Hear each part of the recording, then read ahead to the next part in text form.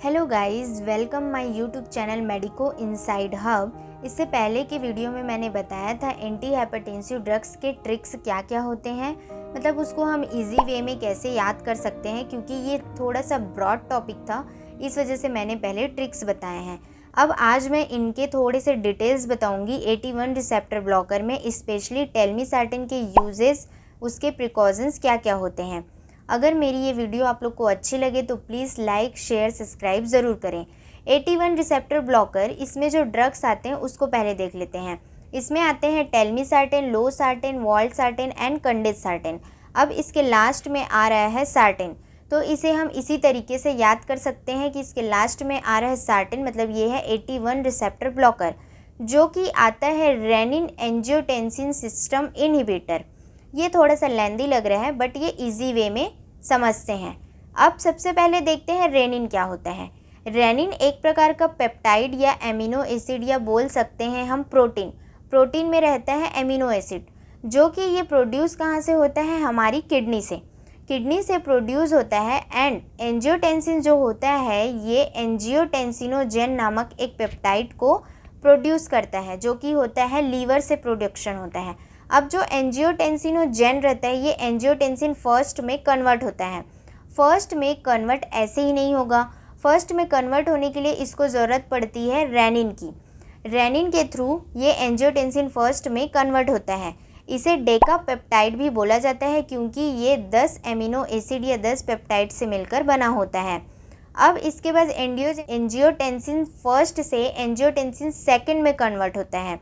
कैसे कन्वर्ट होता है, जो ACE या एंजियोटेंसिन कन्वर्टिंग एंजाइम रहते हैं, उसके थ्रू ये कन्वर्ट होता है एंजियोटेंसिन सेकेंड में। एंजियोटेंसिन जो सेकेंड रहता है, इसे ऑक्टापेप्टाइड भी बोला जाता है, क्योंकि इसमें 8 पेप्टाइड्स होते हैं। देन एंजियोटेंसिन सेकेंड को हम दो पार्ट में डिवाइड करते हैं, 81 रिसेप्टर एंड 82 रिसेप्टर। 81 रिसेप्टर जो कि हम पढ़ ही रहे हैं कि ये क्या होता है। अब 81 रिसेप्टर का मेनली काम क्या रहता है, ये वेसो कंस्ट्रिक्टर रहते हैं। कंस्ट्रिक्ट मतलब कि सिकुड़ना, मतलब ये हमारे जो ब्लड वेसल्स रहते हैं उसको कंस्ट्रिक्ट कराता है, जिसकी वजह से प्रेशर बनता है और हाइपरटेंशन की प्रॉब्लम होती है in case of irregular conditions में। 82 जो रहता है, ये जस्ट इसका अपोजिट रहता है, ये वेसो डायलेटर होता है। अब 81 जो रिसेप्टर ब्लॉकर होता है, उसमें हमने देखा टेलमिसार्टेन। अब टेलमिसार्टेन की टैबलेट हम कब देंगे, इसके यूजेस क्या होते हैं। टेलमिसार्टेन जो कि यूज़ होता है हाइपरटेंशन में, और ये एक एंटी हाइपरटेंसिव ड्रग है, जो कि ब्लड प्रेशर और रक्तचाप का एकदम से बढ़ जाता है, उस कंडीशन में हम देते हैं। अब इसके डोजेस क्या होते हैं, डोजेस हम देख लेते हैं। ये 20 mg, 40 mg, 80 mg तीनों रेंज में मार्केट में अवेलेबल है, जो कि इसका मोस्टली रेंज 20 to 80 mg होता है। आपने नाम सुना भी होगा, टेल्मा 40, टेलमिकाइन 40, इस ब्रांड नेम से ये टैबलेट फॉर्म में मार्केट में अवेलेबल हैं। अब हम देखेंगे कि जब हम टेलमिसार्टेन ले लेते हैं, लेकिन ऐसी कौन कौन सी कंडीशंस हैं जिसमें हमें टेलमिसार्टेन टैबलेट को नहीं लेना चाहिए, एंड ये काम कैसे करेगा। तो ये काम कैसे करेगा हमारे बॉडी में, जैसे कि मैंने पहले बताया, एंजियोटेंसिनोजेन जो होता है वो एंजियोटेंसिन फर्स्ट में कन्वर्ट होगा, फर्स्ट से देन वो सेकंड में कन्वर्ट होगा, सेकंड से थर्ड, थर्ड से फोर्थ में। अब जो सेकंड रहता है, यही हमारे ब्लड प्रेशर को रेगुलेट करता है, हमारे वाटर बैलेंस को रेगुलेट करता है। अगर हमें हाइपरटेंशन की प्रॉब्लम हो गई तो ये जो एंजियोटेंसिन सेकेंड रहता है, ये अपने जो काम रहता है उसको इरेगुलर करता है।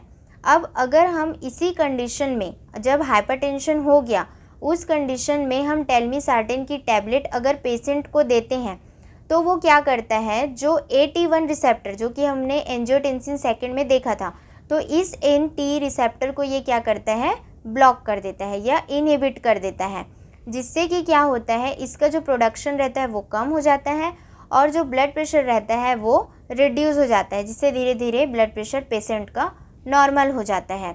और ये एल्डोस्टेरोन का जो इंक्रीज़ रहता है उसको भी कम करता है, जो कि एंजियोटेंसिन 3 से जनरेट होता है। इसके बाद हम देखेंगे कि प्रिकॉशन, सावधानी क्या क्या रखनी चाहिए। प्रिकॉशन ये फर्स्ट ये है कि इसको प्रेगनेंसी के टाइम बिल्कुल भी नहीं देना चाहिए। क्यों नहीं देना चाहिए, इसका रीज़न ये है कि इससे फिटल टॉक्सिसिटी हो सकती है, अबॉर्शन की भी प्रॉब्लम हो सकती है एंड पेशेंट के जो बोन में डिफॉर्मिटी भी आ सकती है एंड माइलेजिया जैसे प्रॉब्लम्स हो सकते हैं। सेकंड चीज़, अगर कोई पेशेंट पहली बार टेलमिसर्टेन की टेबलेट हम दे रहे हैं तो वो पेशेंट हाइपो में जा सकता है, मतलब उसका ब्लड प्रेशर बहुत नॉर्मल से बहुत कम हो सकता है, जो कि नॉर्मल होता है 120/80 mmHg। अगर उससे बहुत ज़्यादा कम हो गया मतलब पेशेंट किस में चला गया, हाइपो में, तो ये एक कंडीशंस होती है हाइपोटेंशंस की कंडीशन। देन थर्ड में हम देखते हैं रीनल फेलियर या कंजेस्टिव हार्ट फेलियर रहते हैं, उन कंडीशंस में देने से ओलिगोरिया हो जाता है या एजोटेमिया हो जाता है, जिसमें ब्लड जो यूरिन रहती है वो 400 ml पर डे के हिसाब से होती है। एंड चौथी चीज़, जो पोटेशियम स्प्रिंग जो ड्रग रहती है लाइक एमिलोराइड, स्पायरोनोलेक्टोन, उसके साथ हमें ये बिल्कुल भी नहीं देनी चाहिए। क्यों? क्योंकि अगर उनके साथ हम देंगे तो हम पेशेंट को हाइपरकैलेमिया की प्रॉब्लम हो सकती है। हाइपरकैलेमिया क्या होता है, इसमें जो पोटेशियम रहता है वो हमारी बॉडी में इंक्रीज़ हो जाता है, जिससे रेनल फेलियर की दिक्कत, जैसे acute renal failure, kidney disease की प्रॉब्लम हो सकती है। हाइपरकैलेमिया होगा उस टाइम पे हमें देखना है कि कोई भी पेशेंट को हमें जो पोटेशियम सप्लीमेंट है वो हमें नहीं देना।